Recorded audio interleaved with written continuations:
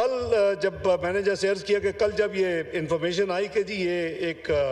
इनका आपको प्लान है, को अराउंड 10 o'clock हमारी इंटेलिजेंस एजेंसी की इतला थी कि आज शायद कुछ हो। जैसे प्राइम मिनिस्टर साहब ने कहा कि चंद दिन पहले भी शायद 29 और 30 की दरमियानी रात थी, इनके 4 जो फाइटर थे वो उन्होंने एक अटैम्प्ट की और हमारी बहादुर एयरफोर्स के जवानों ने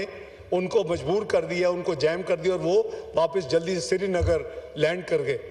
लेकिन जो कल रात था ये करीबन 12:40 के करीब ये मामला जो था, और ये एक घंटा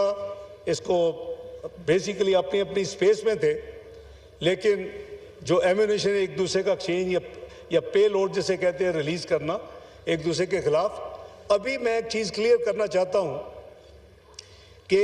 पाकिस्तान ने इस वक्त भी रेस्ट्रेंट एक्सरसाइज किया। ये क्लियर इंस्ट्रक्शंस थी कि जो fighter, Indian fighter, jet fighter जो पे लोड रिलीज करके आपकी तरफ फेंके उसके ऊपर आप हमला करें। इस वजह से ये 5 गिरे हैं। अगर उनको ये इजाज़त होती कि आप अब जो सामने आए उसको गिरा दें, पे लोड को रिलीज करे ना करे, तो एयरफोर्स